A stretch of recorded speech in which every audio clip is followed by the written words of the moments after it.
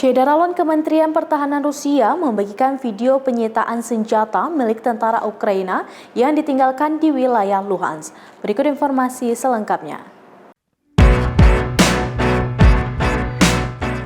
Syederalon Kementerian Pertahanan Rusia membagikan video penyitaan senjata milik tentara Ukraina yang ditinggalkan di wilayah Luhansk. Dalam video yang dibagikan pada Rabu 27 April 2022, terlihat berbagai jenis senjata, mulai dari pelontar roket, bazooka, senapan mesin, sampai roket anti-tank. Selain itu, ada juga perangkat elektronik seperti drone dan GPS. Di antara senjata yang disita, ada beberapa senjata yang berasal dari Uni Soviet dan dari negara NATO. Total sekitar 1000-an senjata disita militer Rusia yang ditemukan di wilayah Luhansk.